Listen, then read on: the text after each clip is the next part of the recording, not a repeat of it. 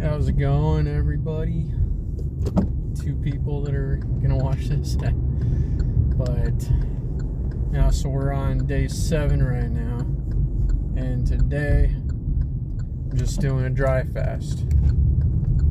So for those of you who are unfamiliar with the dry fast, it just means you don't eat or drink anything, including water, and you can do what's called a hard dry fast, where you don't even have any contact with water, whether that be, showering, washing your hands, even brushing your teeth. I'm not doing that, but I'm not drinking any water. And if you've never done it, it does seem very extreme, but it's actually, to me, I think it's easier than doing a water fast.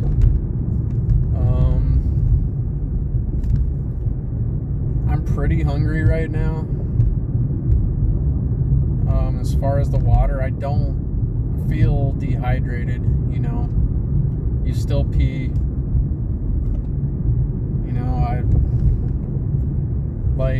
You would think your throat would feel really dry, your mouth would feel really dry, but it's not really.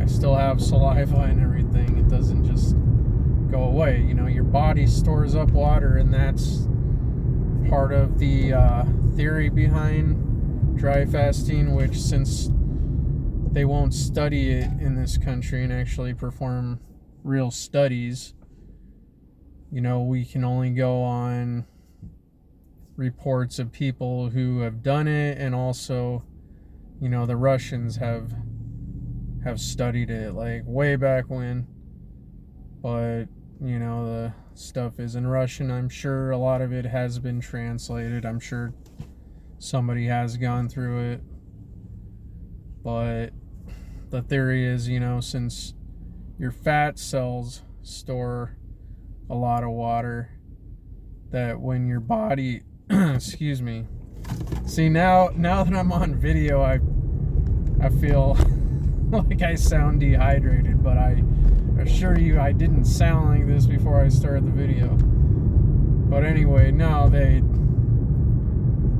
draw on the fat cells to get water once they've exhausted the rest of the supply of water that was in your body, basically. And I mean, I understand, our bodies are between 70 and 90% water. I think it's around 70%. So fat cells aren't the only place that store water,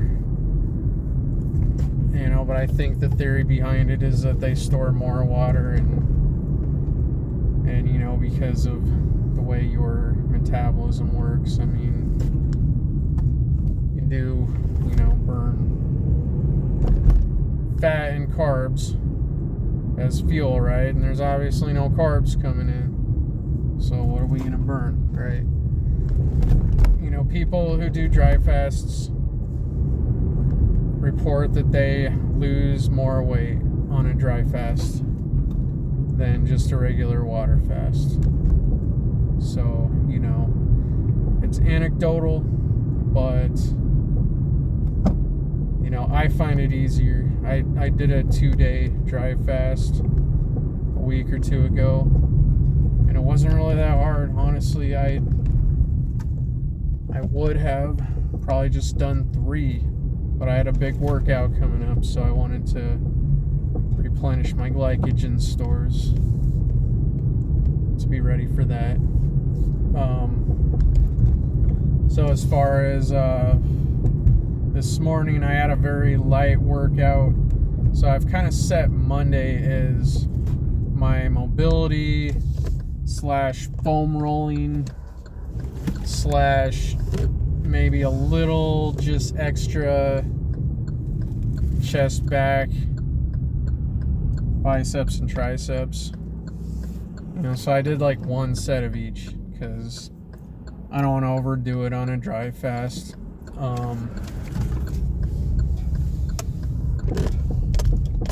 But what else was I gonna say? Goddamn. Now I'll probably remember it after I stop the video.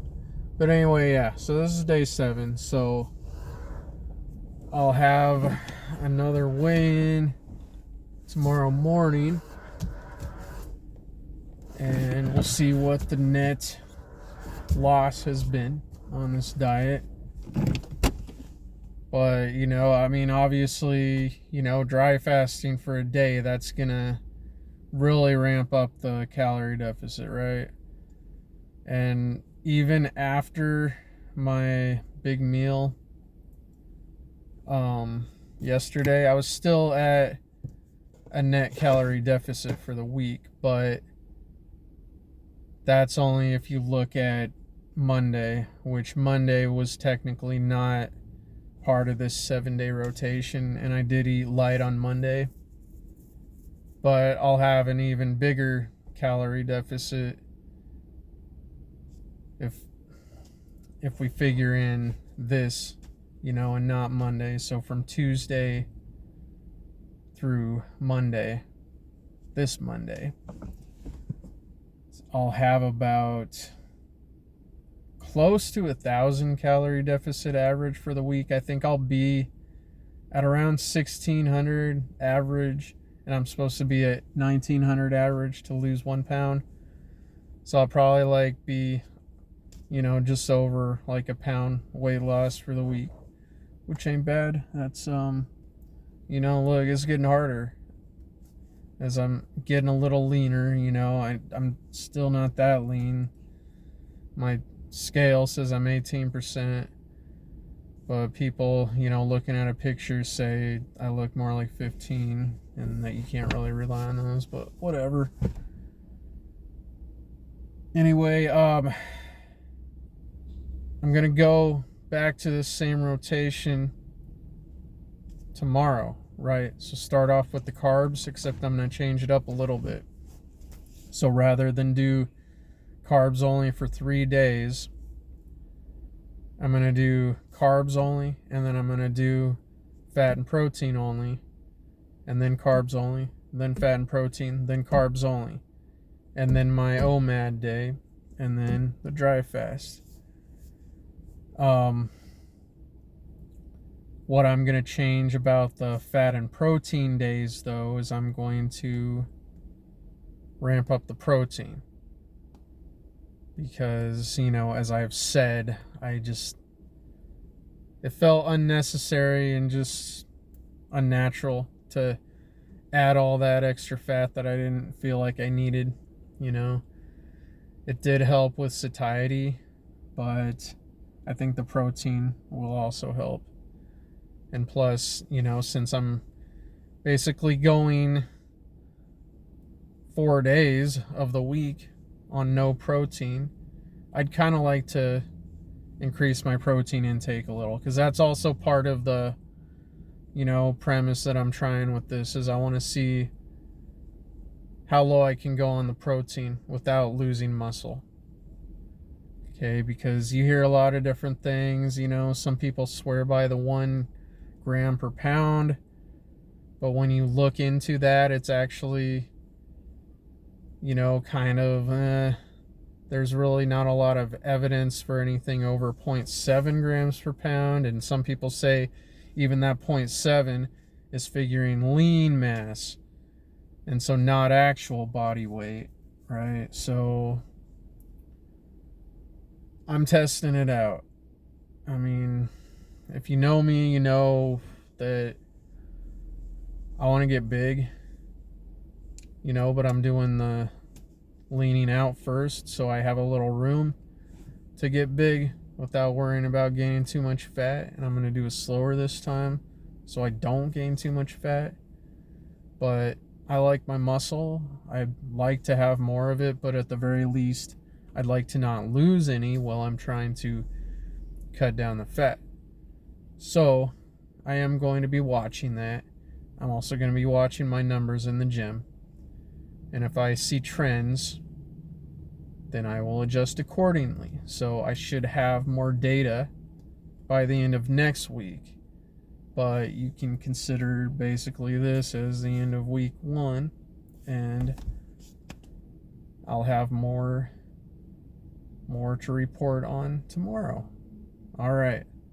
Well, we'll go ahead and cut this short, so enjoy the rest of your day.